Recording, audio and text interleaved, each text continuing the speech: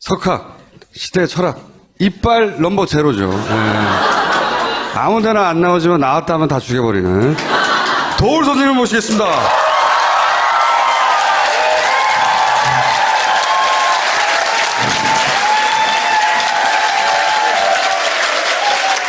당연히 보통 이렇게 이제 온화한 표정으로 시작하세요. 사진을 보십시오, 선생님. 이렇게 시작하셔가지고 이렇게 끝나죠, 이렇게. 철학자시니까 이 문제를 제일 먼저 질문 드려야 될 것 같아요. 이번 대선의 의미가 뭡니까, 선생님? 여기를 나오니까 정말 사람 사는 곳인 것 같네요. 우선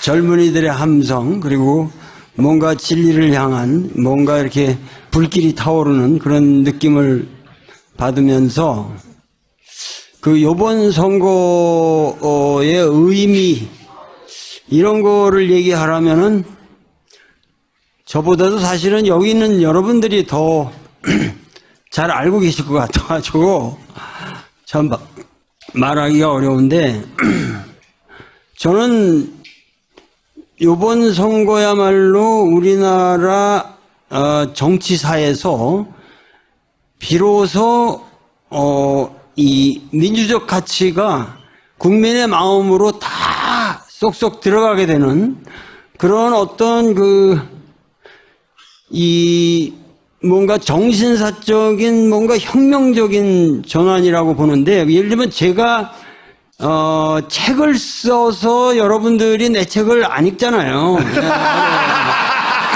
어렵잖아요.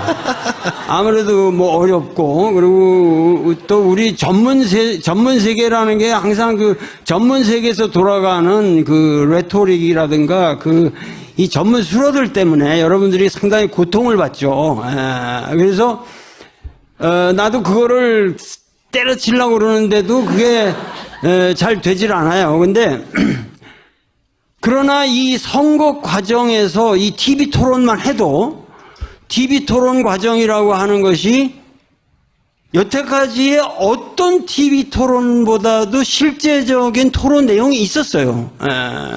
보수는 보수대로, 진보는 진보대로, 나는 보수 진보라는 시각에서 보지 않지만 우리 사회의 어떤 정의를 추구한다는 의미에서, 예를 들면 뭐 하나의 예를 들자면 심상정이다 그러면 심상정 같은 사람은 옛날에 우리 감각에는 우리 국민들 일반 정서에서 뭐 노동운동이나 하고 뭐 빨갱이 같은 얘기나 하고 뭐 이렇게 생각을 했는데, 보수나 진보를 막론하고 그 심상정의 목소리가 뭔가 우리 사회의 그 지향점을 정확하게 말해주고 있다고 하는 그러한 생각들이 모든 사람들에게 그래도 이렇게 깔려 들어갔다고, 이렇게 스며 들어갔다고, 국민들이 이러한 보이스에 대해서 이렇게 많은 지지를 보낸다. 그리고 이 심상정의 표는 기본적으로는 안철수 거를 갖고 올 거예요.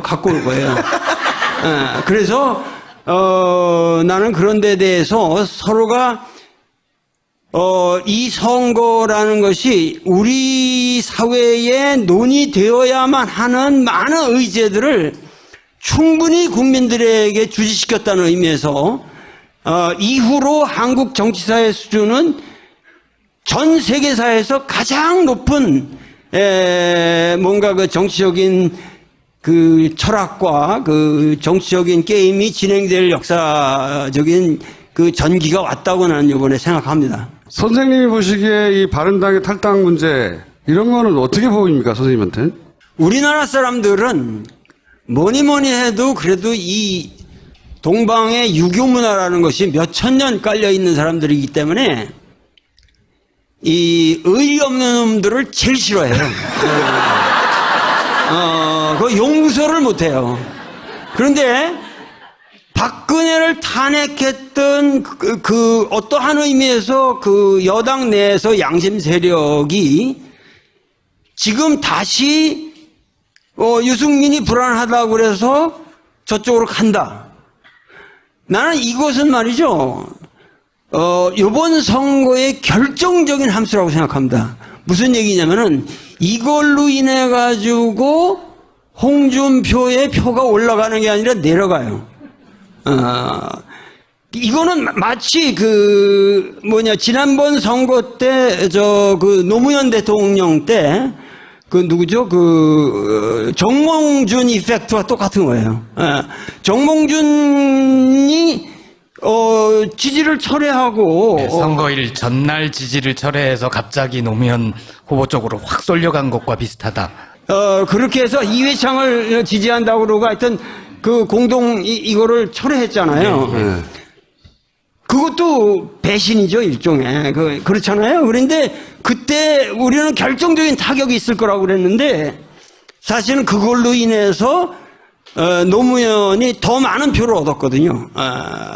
그러니까 요번에도 유승민은 이 사건으로 인해서 지금부터 엄청 국민으로부터 동정표를 받을 뿐만 아니라 그 과정에서 사실은 바른정당이라고 하는 것을 대변해서 유승민이 사실은 굉장히 잘 했잖아요. 그러면은 이 유승민은 아무 죄가 없다고요. 지금 잘못한 게 없는데 잘못한 사람이 그렇게 홀대받고 그게 이렇게 배신당하고 혼자 이렇게 버려지는 듯한 이런 느낌이라고 하는 것은 사실은 이제 유승민을 예수로 만드는 거지, 예수. 왜냐면 예수라는 의미가 뭐예요? 죄 없는 사람이 십자가에 못 박혔다는 거 아니에요? 유승민을 죄 없는 사람을 그냥 그렇게 십자가에 못 박히게 두고 자기들만 떠난다? 이거는 아주 실수한 겁니다. 이 사람들은 정치 생명이 없어질 뿐만 아니라 앞으로도 유승민은 요번에 분명히 이 사건으로 한 10% 이상까지 올라갈 겁니다. 10% 이상까지. 네. 유승민 후보를 예수에 비유한 거는 최근에 나온 신간하고 뭔가 좀 이어보려는. 네, 제가 최근에, 선생님 좀 무리한 연결 아니었나요? 아니, 이 돌의 로마서 강해라는 이 책의 주제가 십자가와 부활이거든. 그래서. 자, 그러면 사드 돈 내라고 하잖아요. 이거 어떻게 해야 됩니까? 저는 원래 사드라는 것은 우리 김어준 선생하고도 내가 이 얘기를 계속 해왔지만은 사드는 전략적인 가치를 가지고 우리가 평가될 게 아니잖아요. 사드는 기본적으로 뭐냐면 우리나라를 방어하기 위한 것이 아니라 미군의 군시설을 보호하기 위한 것이기 때문에 이 한반도하고는 사실 관련이 없는 거예요, 그거는. 그러면 그러한 사드는 우리에게 있어서는 그 사드를 사실 아무것도 아닌데 중국이 과도하게 거기에 반응함으로써 전 세계적으로 사드라는 것을 갖다가 그 사드의 가치를 중국 사람들이 높여놨어요. 아무것도 아니었던 건데 그걸 높여놨거든요. 그러니까 그 가치를 가지고 우리는 무엇을 따내느냐, 이 바게닝 포지션이 우리에게 생긴 거거든요. 그러면 이러한 바게닝 카드를 가지고 뭔가 우리가 따낼 게 있었다고. 근데 그거를 그냥 설치하고 본다? 이거는 자기가 갖고 있는 카드를 그냥 내가 보이는 거 아니에요. 그럼 카드가 없어지는 거예요. 자, 그런데 최근에 가장 재미난 문제는 트럼프가 그 돈 내라. 그럼 우리 보고 1조 이상을 내라. 근데 그 사람이 그걸 모르고 그런 말을 했겠어요? 그 사람은 그야말로 장사꾼이거든요. 장사꾼이라는 거는 그 사드라는 게 이게 가치가 있는 거니까 자기가 보기에는 이거 만드느라고 비싼 건데 이걸 왜 한국에다 거저주냐? 니들 돈 내라. 이런 무슨 얘기냐면은 이 사드를 그렇게 트럼프가 얘기한다는 것은 이 트럼프라는 사람은 정치 술수가 없는 사람이라는 거예요. 정치 술수가 없는 사람이고 그야말로 솔직히 장사꾼으로서 이 세계 정세를 보는 거예요. 이렇게 한번 내질르고 그 다음에 어떻게 우리가 이렇게 내질러 놓으면 거기서 여러 가지 그 문제가 발생할 때 자기는 유리한 카드를 줄 수 있다고 생각하는 건데, 최근에 재미난 거는 그렇게 또 내질러 놓고 김정은을 만날 용의가 있다. 영광스럽게. 그렇죠. 언어드라는 말을 썼잖아요. 네, 그 만나면 나한테 영광이 된다. 이런 식으로 얘기를 했는데, 여태까지 미국인 정치인이 빈말이라도 북한의 지도자를 영광스럽게 만날 수 있다라는 말을 한 적이 없어요. 오바마 같은 아주 진보적인 인물인 것처럼 보이는 인물들도 그런 말 한 번 안 했어요. 근데 그런 의미에서 이 트럼프는 제국주의자가 아니에요. 제국주의적인 모든 것을 고려해서 발언하는 사람이 아니라고요. 제국을 운영할 생각이 없는 거예요. 단지 한 나라로서 장사를 잘해먹자는 생각만 있는 거예요. 그렇기 때문에 전략적 발언을 하는 게 아니라 그냥 솔직하게 얘기한다고. 그러니까 그것은 말이죠. 트럼프를 주변에서 보면은 저 무식한 놈, 어떻게 저렇게 미국의 대통령이 저런 수준에서 얘기를 할 수 있냐, 이렇게 얘기하겠지만, 사실은 트럼프가 말하고 있는 것이 정확한 미국의 수준이에요. 정확한 미국의 수준이고, 지금 트럼프야말로 뭐냐면은 미국의 정직한 수준을 대변하는 사람이고, 그런 의미에서 나는 오늘날 우리 대선 전국에서 앞으로 이 사드 문제는 쉽게 풀릴 수 있는 게 뭐냐면은, 트럼프가 그런 말을 할 때는 그게 빈말을 하는 게 아닙니다. 정말 김정은을 만날 생각이 있는 거예요. 장사꾼은 아무나 만날 수 있어요. 돈만 내면 만나는 거예요. 그런데 미국의 그 보수적인, 소위 말해서 정치적 감각을 가졌다는 사람들은 다 넌센스라고 생각해요. 자, 이런 상황에서 한국의 정치인들이 트럼프를 설득하기가 좋다고. 왜냐하면 당신이 김정은을 만나려고 한다는 것 자체가 이것은 상당히 바람직한 것이다 라고 우리가 힘을 실어줘야 돼요. 그러니까 우쭈쭈 이렇게 해주면. 그렇지, 우쭐우쭐하게 해주면서 그야말로 그렇게 되면 트럼프는 인류 역사상 3차 대전을 막은 인물이 되는 거예요.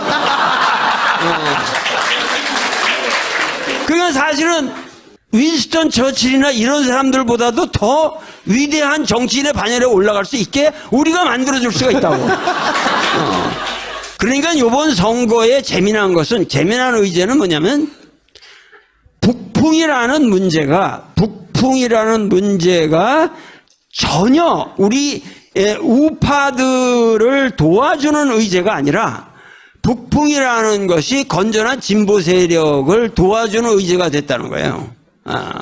이것이 이번 선거에 아까 최초의 의의로 말한다면 나는 이거 제1의 의의로 뽑아요. 더 이상 북한을 빙자해서 국민들에게 공갈치는 건 영원히 불가능한 거예요. 이제는 영원히 불가능한 새로운 시대가 온 거예요, 이미. 그러기 때문에 이럴 때야말로 우리가 사실은 이런 상황이 온 것에 가장 결정적인 함수가 하나 있어요. 그게 뭐냐면 이정희, 통진당? 예. 통진당인가? 결정적인 것이 뭐냐면은 박근혜가 이정희가 아주 배기 싫어가지고 네가 그 텔레비 토론에서 나를 그렇게 연맥일 수 있냐? 굉장히 학술적인 용어를 지금. 그래가지고 역시식. 그야말로 완벽하게 그 표독한 개인적 사감 때문에 통진당을 없애버렸잖아요. 없애버렸잖아요. 그게 말이 되는 얘기냐 말. 그런데 결과적으로는 통진당을 없앴다고 하는 것이 이 모든 진보 세력들한테 굉장히 편하게 된 거예요. 뭐냐면은 더 이상 종북 세력이니 이런 주사파니 무슨 종북 세력이니 그 소위 말해서 이 통진당은 어떤 의미에서 그 옛날 우리나라에서 그 NLPD 이런 거 가지고 그 사람들이 그 NL이라는 그 계파 아니에요. 그러니까 혹시 통진당도 NL이라는 예수 반열입니까? 예수가 된 거지, 그러니까. 그러니까 그야말로 십자가에 못 박혀가지고 책도 한번 들어주시고. 그런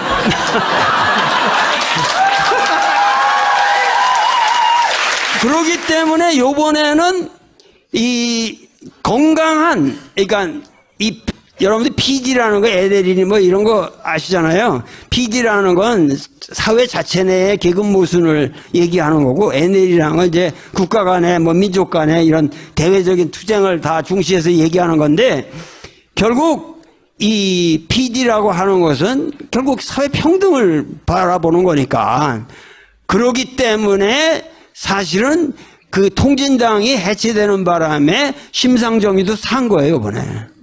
심상정의가 산 거고, 또 재미난 거는 저쪽으로 본다면은, 소위 말해서 이 반대편에서 본다면은,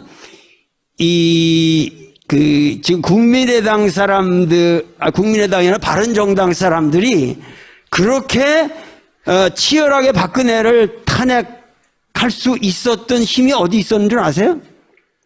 사실은 그 사람들은 유승민을 믿었던 게 아니라 반기문에 대한 희망 때문에 박근혜를 탄핵했던 거예요. 반기문을 데려오면은 충분히 우리가 승산이 있기 때문에. 그런데 데려와 보니까 반기문은 이게 허당이거든. 그러니까 모든 계획에서 오늘날까지 오는 지금 박근혜 탄핵까지 오는데 사실은 반기문의 역할도 우리가 잊어서는 안 된다는 거야.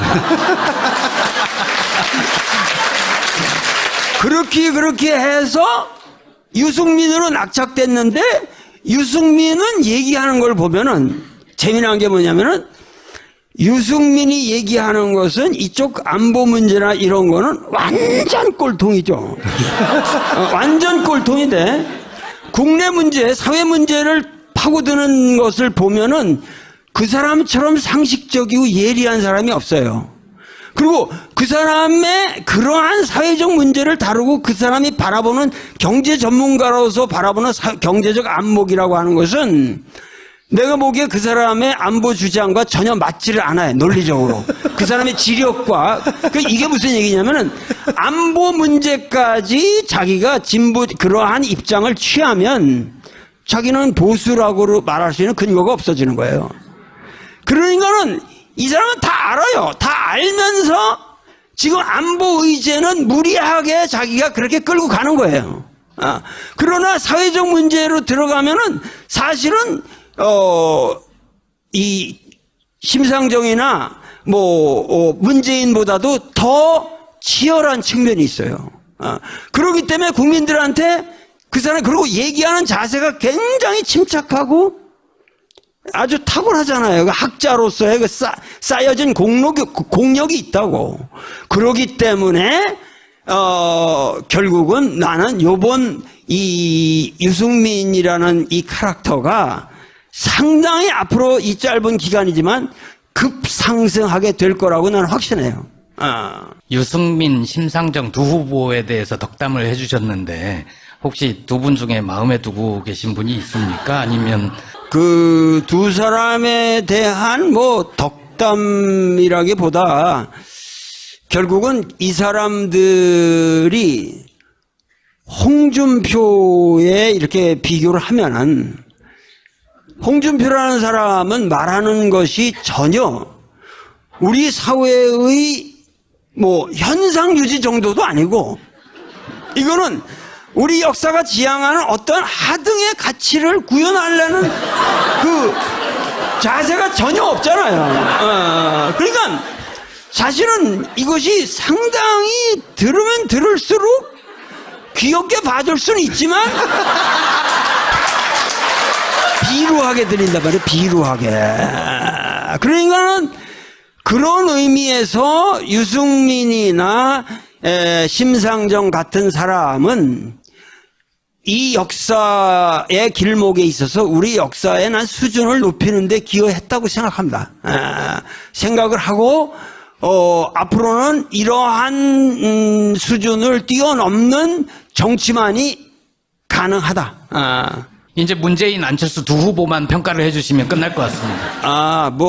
내가 후보들에 대해서 이렇게 다 평가를 한다는 것 자체가 반드시 내가 평가해야만 이유도 없고.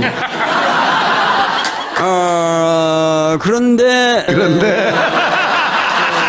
하다 보니까 자연스럽게 그렇게 됩니다. 문재인이라는 사람은 하여튼 별 실수 없이 여태까지 왔잖아요. 별 실수가 없이 왔고, 뭔가 내가 좀 덕담을 해준다면, 공자라는 사람이 제일 싫어한 말이 교언영색이라는 말이에요. 말을 잘하고, 얼굴을 이렇게 꾸미는 자. 조국 교수 아니야? 아유, 속 시원해. 이런 자가 나는 제일 싫다. 제일 싫다. 이게 그 사람의 논어에서 3번 이상 나와요. 이 말지. 아주 반복적으로. 공자는 교언영색.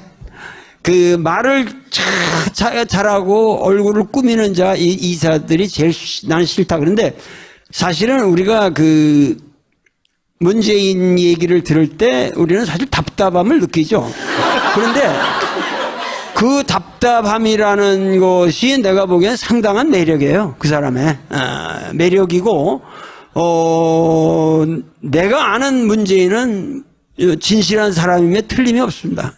진실한 사람이 틀림이 없고, 많은 사람들이 그런 걱정을 해요. 그 사람이 또다시 정권을 잡게 되면은 주변에 너무 떨거지들이 시원찮아가지고 또다시 우리 정치사를 좀 불행하게 갖고 갈 수도 있지 않냐 이렇게 얘기하는데, 나는 그렇게 보지는 않아요.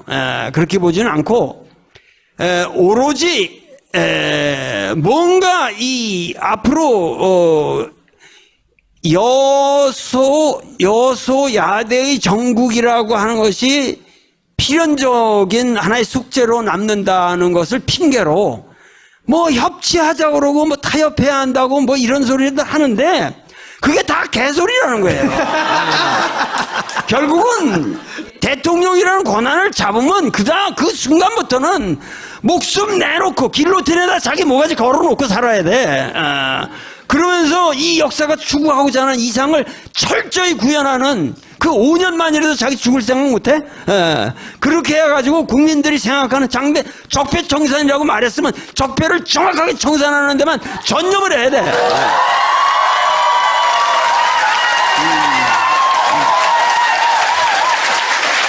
그러니까는 우리나라에서 가장 문제가 되는 게 지금 얼떨떨한 세력들이라는 거 전부 어떻게든지 개헌이나 하고 이래가지고 또다시 새로 이렇게 해가지고 몇 년 대통령 못하고 쫓겨낸다 이렇게 의회에서 다 조작할 수 있다 이런 꿈을 꾸고 앉았을 거예요 지금. 그런데 그건 넌센스예요. 우리 국민은 그거 허용하지 않아요. 그리고 한국의 헌법처럼 좋은 말이 다 쓰여진 훌륭한 헌법이 없어요. 나는 헌법의 전문가라고 내가. 그렇기 때문에 한국 헌법은 고칠 게 아니라 그건 해석의 문제예요. 개정의 문제가 아니에요. 미국 헌법보다 우리 헌법이 훨씬 위대합니다. 그렇기 때문에 우리는 지금 이렇게 주어진 헌정 질서 속에서 우리가 박근혜도 탄핵했고 여러 가지 지금 우리가 역사에 우리가 지향점을 갖다가 이 헌정 질서 내에서 이룩했는데 그 안에서 헌정 질서가 요구하는 우리 삶의 가치를 구현하는 철저한 역사적 과정이 없이 또 그 헌법을 바꾼다 이런 엉터리가 어디 있어요. 그건 안 되는 거예요. 하실 말씀을 아주 다 하셨는데 굳이 안철수 후보는 안 여쭤봐도 될 것 같습니다. 안철수 후보요? 안철수 후보는 그저 순진한 대학생 같아요. 그냥 말하고 이러는 모든 게 뭐 그냥 뭐 순진한 대학생 같지 않아요? 그냥 아직도 이렇게. 그리고 뭔가 이렇게 그 사람은 뭔가 이렇게 어색하잖아요, 모든 게. 표정이라든가 말하는 게 자기화되어 있지 않고. 그래서 상당히 좀 어색하다는 느낌은 난 떨쳐버릴 수가 없어요. 그리고 자기 내면에서 나오는 소리가 아니라 누가 다 만들어준 얘기들을 이렇게 외우는 스타일인데, 예를 들면 말이에요. 예를 들면은, 뭐, 4차 산업혁명, 맨 그 얘기 하잖아요. 근데 그 사람은 4차 산업혁명을 정말 모르는 사람이에요. 그거는 자기 전문이라고 생각하는데, 4차 산업혁명이라는 건 딴 거 아무것도 없어요. 뭐냐면 실업자 양산하는 새로운 구조예요. 아니, 자동차를 모르는데 사람 없이 여러분들은 자동차 몰지 말라는 거예요. 그리고 이게 다 기계로 해서 다 알파고가 몰아준다는 건데, 그러면 모든 공장도 이제 점점 다 그렇게 변하고, 모든 게 그러면 인간을 이 문명에서 퇴출시키자는 게 4차 혁명이라고. 근데 어차피 이거를 주도하는 건 우리가 아니잖아요. 이런 거를 알파고를 누가 만들어요? 그거는 구글이 만드는 거 아니에요. 그러니까 대형 이 세계 이 질서를 장악하고 있는 대형 기업들이, 이 대규모의 기업들이 인류를 향해서 다시 농간을 부리자는 건데, 그걸 우리가 찬성할 수는 없으나 불가피하게 흘러가고 있다라는 현상을 우리는 정확하게 인지를 해야죠. 그러네 이런 문제는 국가가 정확하게 개입을 해서 우리 삶의 방향을 어떻게 갖고 갈 것인가를 고민해야 할 문제지, 무슨 전문가들의 지혜가 뭐 자기만 아는 것처럼 그렇게 쌩구라치지 말라는 거예요.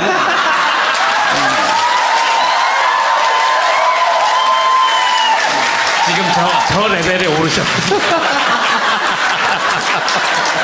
선생님 이제 벌써 40분, 50분 다 돼가는데. 아니, 이제 대선이 끝난 직후에 다시 오실 거예요. 근데, 마지막으로, 벌써 다 시간이 그렇게 지나갔다고? 40분이 지나갔어? 일단 이명박, 박근혜는 어떻게 해야 되는지 한번 짚어주시고, 그 유권자들이 이번 대선을 어떻게 임해야 되는지도 한번 짚어주십시오. 박근혜는 이명박이 해먹는 것을 보고 나도 저렇게 해먹어도 되겠다. 그렇게 해서 용기를 얻은 사람입니다.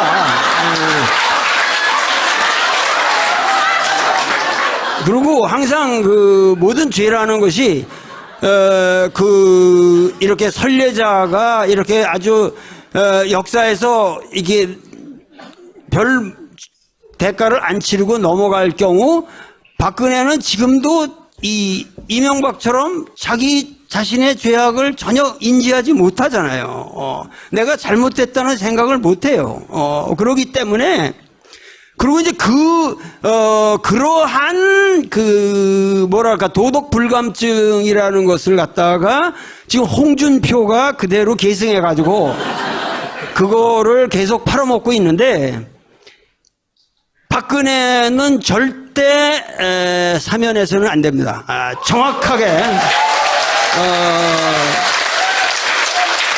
정확하게 역사에서 응징을 받아야 되고, 이명박도 물론 단죄되어야 할 뿐만 아니라 그 몇십 조 말아먹은 걸 갖다가 다시 다 뱉어놔야 됩니다. 내가 꼭 해야 될 한 얘기가 있어요. 하나의 얘기가, 우리 역사에서 이 대선에서 너무 짚고 넘어가지 않은 문제가 하나 있습니다. 근데 제 책을 보면은 내가 차기 정권의 과제로서 3대 원칙을 두는데, 하나는 남북 화해 문제고 하나는 경제민주화고, 제 3으로 제가 풍요로운 농촌을 항상 말해요.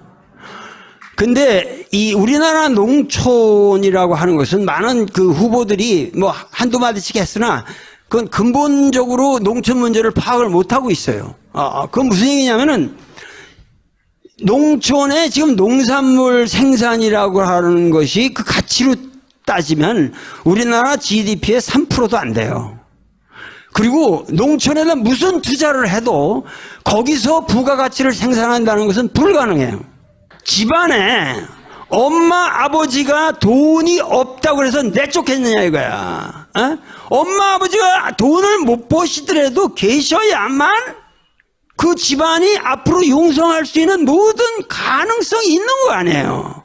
그러니까 우리나라 농촌 문제는 이것이 농산물의 문제가 아니라 근본적으로 국가의 기본적인 우리의 식량, 그리고 우리가 먹고 사는 문제, 우리의 삶의 가치, 농촌의 삶, 그리고 환경 문제, 국토 문제, 이 모든 것이 국가에 너무도 이것은 가치로, 상업적 가치로 환원될 수 없는 국가의 기간, 그러니까 근간으로 국가가 그 문제를 테이크오버 해야 한다는 거예요. 그렇기 때문에 여기에 대한 해결의 문제는 단순히 지금 무슨 뭐 직불금 제도니 이런 문제로 해결되는 것이 아니라 인식을 바꿔야 됩니다. 이 근본적으로 인식을 바꿔야 되고, 그 인식을 어떻게 바꾸냐는 문제를 가지고 얘기를 하자면 또 제가 몇 시간을 얘기해야 되기 때문에 책을 사서 봐야 되죠. 얘기를 하진 않겠으나, 가장 큰 문제는 예를 들면 농산물이라는 것은 파업이 안 되잖아요. 공장 노동자들은 파업을 하면은 바게닝 포지션이 있어요. 근데 농민들은 그런 파업을 못 하잖아. 이 가격 못 받는다고 해서 투정하고 떼가고 그러다만 이거는 농산물이라는 건 다 썩어버려요. 그렇기 때문에 이 농산물에 관한 것은 국가가 이것을 공개념으로 이 보호를 해야 되고, 그리고 이 농산물의 이 수매라든가 이 모든 문제가 앞으로 뭐냐면, 저는 가장 큰 문제가 농협을 해체시키거나 새로운 기구로 완벽하게 혁명시켜야 됩니다.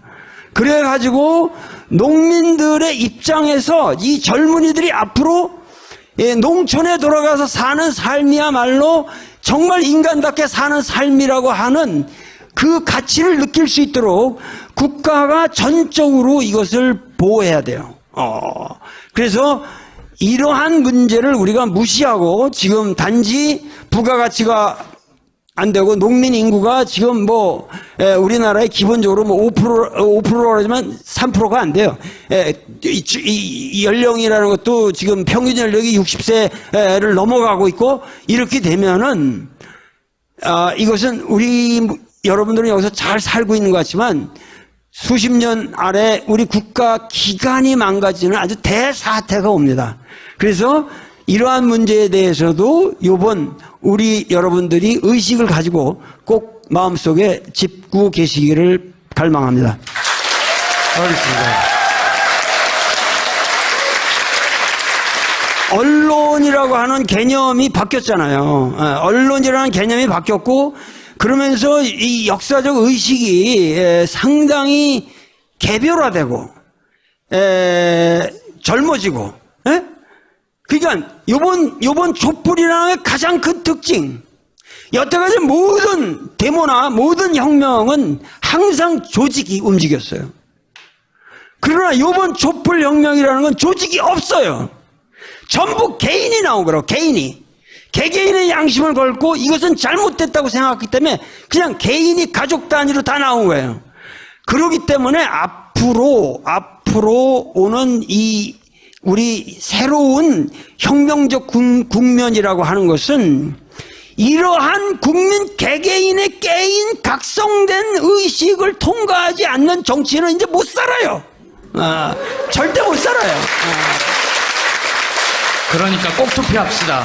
그렇기 때문에 모든 개인이 자기 양심을 걸고 이번 투표는 꼭 해야 됩니다.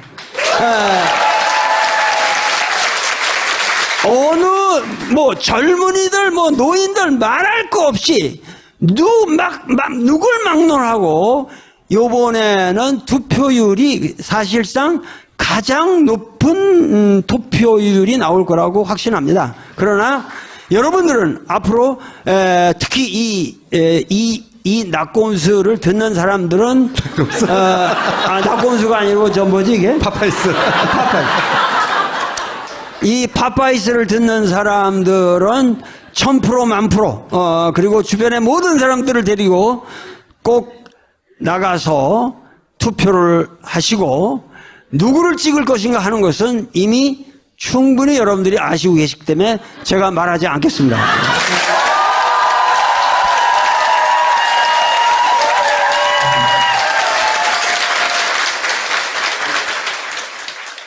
석학, 시대 철학, 이빨 넘버 제로죠.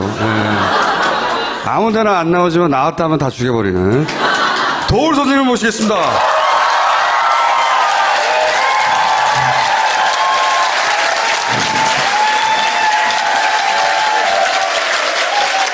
당연히 보통 이렇게 이제 온화한 표정으로 시작하세요. 사진을 보십시오, 선생님. 이렇게 시작하셔가지고 이렇게 끝나죠, 이렇게. 철학자시니까 이 문제를 제일 먼저 질문 드려야 될 것 같아요. 이번 대선의 의미가 뭡니까, 선생님?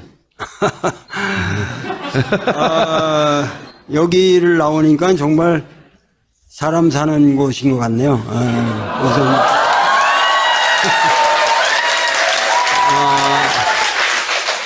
젊은이들의 함성 그리고 뭔가 진리를 향한 뭔가 이렇게 불길이 타오르는 그런 느낌을 받으면서 그 요번 선거의 의미 이런 거를 얘기하라면은 저보다도 사실은 여기 있는 여러분들이 더 잘 알고 계실 것 같아가지고 참 말하기가 어려운데 저는 요번 선거야말로 우리나라 정치사에서 비로소 이 민주적 가치가 국민의 마음으로 다 쏙쏙 들어가게 되는 그런 어떤 이 뭔가 정신사적인 뭔가 혁명적인 전환이라고 보는데 예를 들면 제가 책을 써서 여러분들이 내 책을 안 읽잖아요.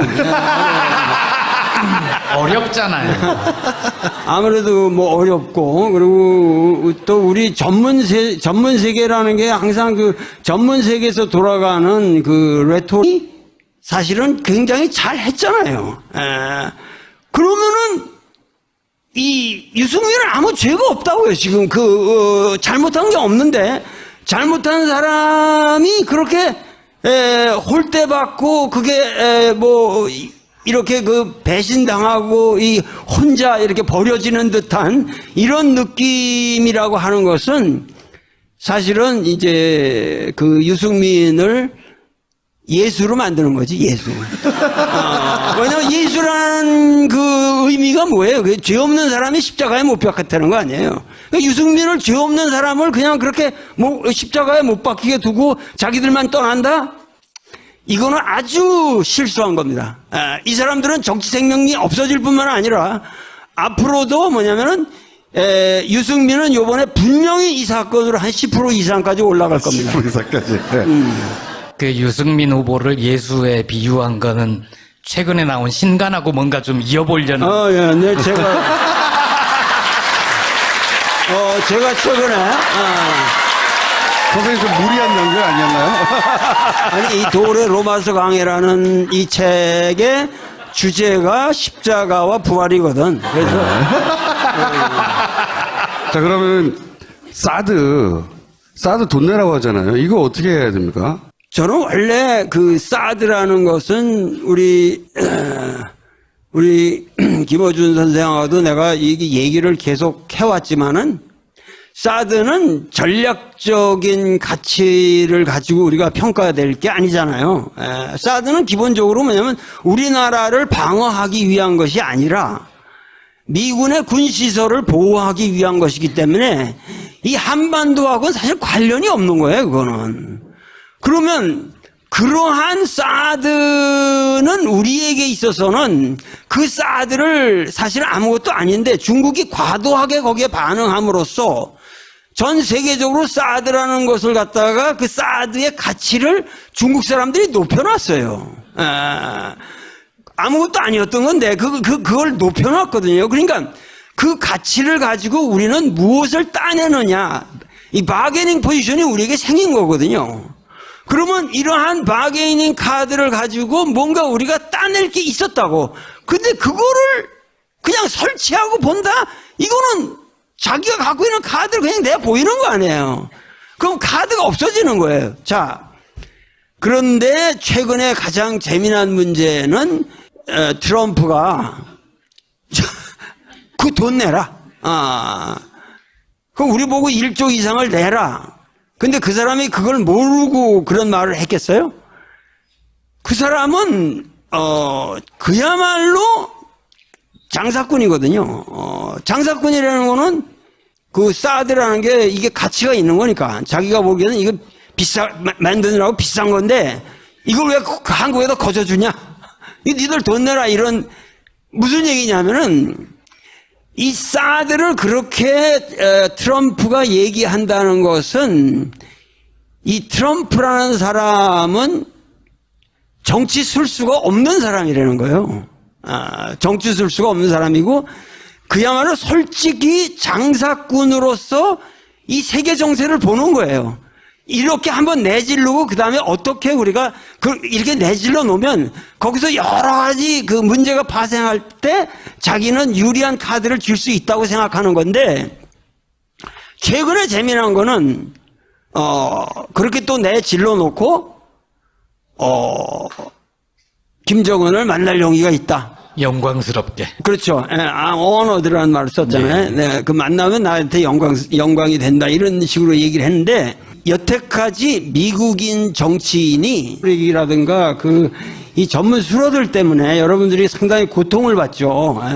그래서 나도 그거를 때려치려고 그러는데도 그게 잘 되질 않아요. 근데 그러나 이 선거 과정에서 이 TV 토론만 해도 TV 토론 과정이라고 하는 것이 여태까지의 어떤 TV 토론보다도 실제적인 토론 내용이 있었어요.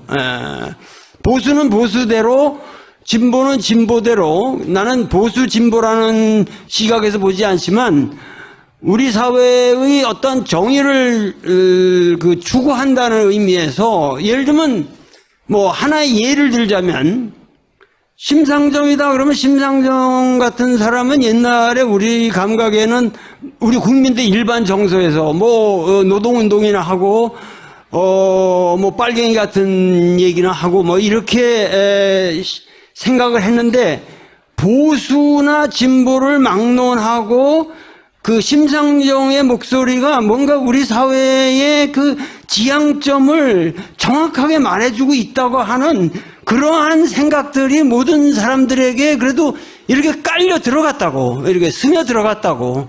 국민들이 이러한 보이스에 대해서 이렇게 많은 지지를 보낸다. 그리고 이 심상정의 표는 기본적으로는 안철수 거를 갖고 올 거예요. 그래서 나는 그런 데 대해서 서로가 이 선거라는 것이 우리 사회에 논의되어야만 하는 많은 의제들을 충분히 국민들에게 주지시켰다는 의미에서 이후로 한국 정치사의 수준은 전 세계사에서 가장 높은 뭔가 그 정치적인 그 철학과 그 정치적인 게임이 진행될 역사적인 그 전기가 왔다고 나는 이번에 생각합니다. 선생님이 보시기에 이 바른당의 탈당 문제, 이런 거는 어떻게 보입니까, 선생님한테? 우리나라 사람들은 뭐니 해도 그래도 이 동방의 유교 문화라는 것이 몇천 년 깔려 있는 사람들이기 때문에 이 의리 없는 놈들을 제일 싫어해요. 그 용서를 못해요. 그런데 박근혜를 탄핵했던 그 어떠한 의미에서 그 여당 내에서 양심 세력이 지금 다시 유승민이 불안하다고 그래서 저쪽으로 간다. 나는 이것은 말이죠. 이번 선거의 결정적인 함수라고 생각합니다. 무슨 얘기냐면은 이걸로 인해 가지고 홍준표의 표가 올라가는 게 아니라 내려가요.